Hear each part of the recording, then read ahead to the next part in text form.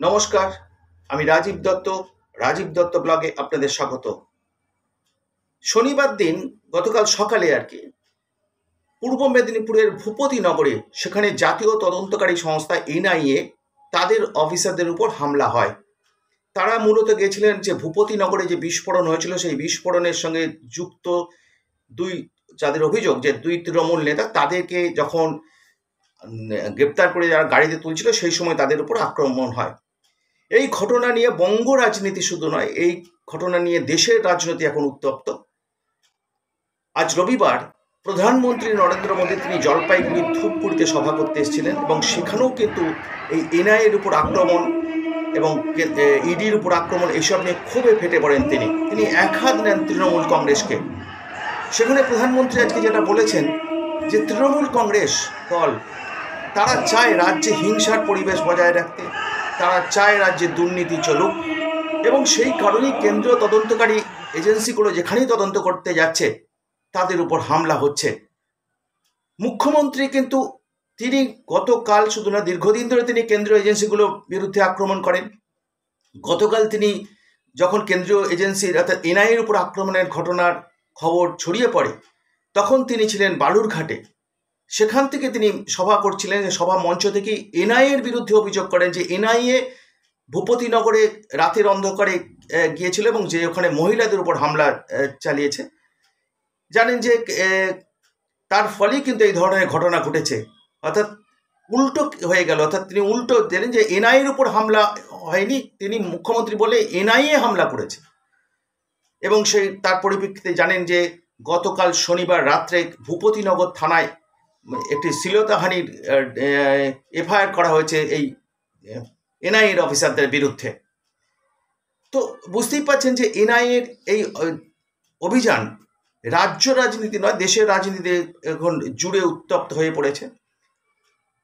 আজ সকালে অর্থাৎ রবিবার সকালেই এই নিয়ে সাংবাদিক সম্মেলন করেছেন কুণাল ঘোষ, চন্দ্রিমা ভট্টাচার্য। তারা এনআইএর সঙ্গে বিজেপির যোগাযোগ এবং সেখানে তারা অভিযোগ করেছেন যে জিতেন্দ্র তেওয়ারি যিনি বিজেপির আসানসোলের নেতা, তার সঙ্গে এনআইএর অফিসার এসপির বৈঠক হয়েছে। তিনি ঘুষ দিয়েছেন এমন কথা বলেছেন কুণাল ঘোষ, তিনি ঘুষ দিয়েছেন তার প্রমাণ করে দেবেন, সেই ভিডিও তিনি বাজারে আনবেন। তিনি কিছু কাগজও তিনি সোশ্যাল মিডিয়ায় পোস্ট করেছেন।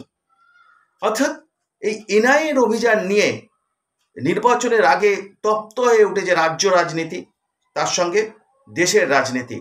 যেখানে এনআইএ তদন্তটা করছে সেই তদন্ত নির্দেশ কিন্তু কলকাতা হাইকোর্ট দিয়েছেন এবং সেটাই কিন্তু বারবার বিজেপি নেতারা বলছেন যে এর সঙ্গে রাজনীতি করে সমস্ত বিষয়টাকে গুলিয়ে দেওয়ার চেষ্টা হচ্ছে। কারণ রাজ্যে যে সমস্ত অপরাধগুলো হচ্ছে, যে বিজেপির অভিযোগ, সেই অপরাধগুলোর সঙ্গে যুক্ত হয়ে পড়ছে তৃণমূল নেতাকর্মীরা। অপরদিকে তৃণমূলের অভিযোগ যে কেন্দ্রীয় এজেন্সিগুলোকে ব্যবহার করে নির্বাচনে জয়লাভ করতে চাইছে বিজেপি। অর্থাৎ অভিযোগ পাল্টা অভিযোগের মধ্যে এখন সরগরম রাজনীতি। প্রধানমন্ত্রী আজকে এসে তীব্র কটাক্ষ করেছেন এই রাজ্যের সরকার, তৃণমূল সরকার এবং তৃণমূল দলকে। সেই সঙ্গে বিজেপি নেতারাও কিন্তু তারা বারবার বলছেন যে এই হামলার জন্য মূল কারণটা হচ্ছে তৃণমূলের উস্কানিমূলক বক্তব্য।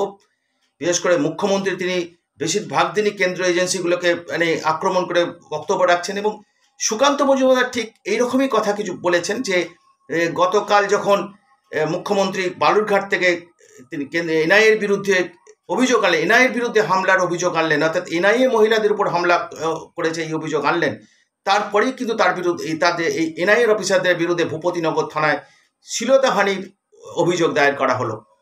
অর্থাৎ বুঝতেই পারছেন যে এই যে রাজনীতি, অর্থাৎ নির্বাচনকে কেন্দ্র করে শুধু এই যে এনআইএর অভিযান, এই নিয়ে একটা জটিল পরিস্থিতি তৈরি হয়েছে।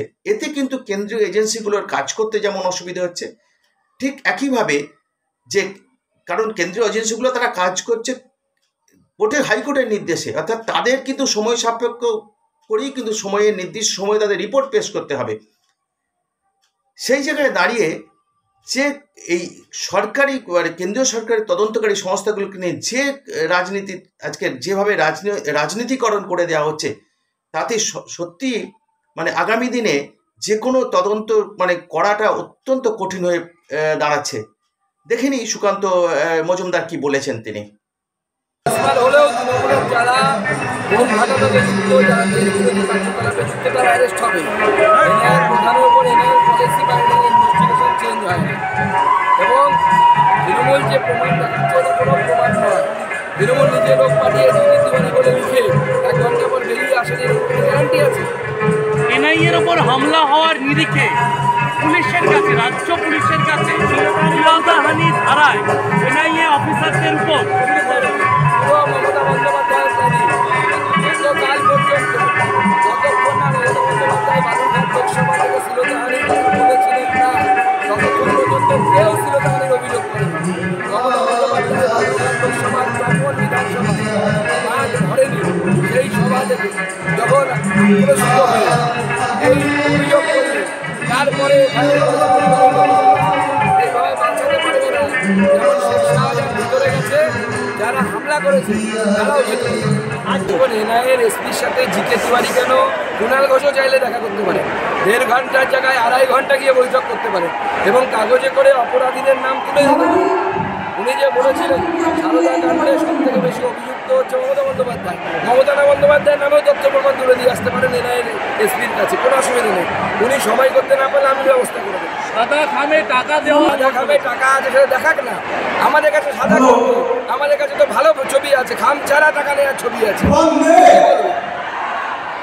শুনলেন, কিন্তু প্রধানমন্ত্রী আজকে তিনি একটা কথা পরিষ্কার বুঝিয়ে দিয়ে গেছেন যে কেন্দ্রীয় এজেন্সিগুলো চলে আইন মেনে, ভারতীয় সংবিধান মেনে। কোনো রাজনৈতিক হস্তক্ষেপ হয় না। আর এই রাজনৈতিক হস্তক্ষেপ তারা কেন্দ্রীয় সরকার, কোনো বিজেপি কখনো করে না। কারণ তারা যে তদন্ত করার দায়িত্ব পায়, তদন্তগুলো তারা নিজেদের মতো করে এবং প্রকৃত দোষীকে তারা খুঁজে বার করে যাতে অপরাধীদের শাস্তি দেওয়া যায়। তাই এই জায়গায় দাঁড়িয়ে এইভাবে কেন্দ্রীয় এজেন্সিগুলোর বিরুদ্ধে মানে কালি ছেটানো, সেটা তিনি বরদাস্ত করবেন না। এটা কিন্তু আজকে তার বক্তব্যে বেশিরভাগ সময়টা খুব পরিষ্কার করে বুঝিয়ে দিয়ে গেছেন।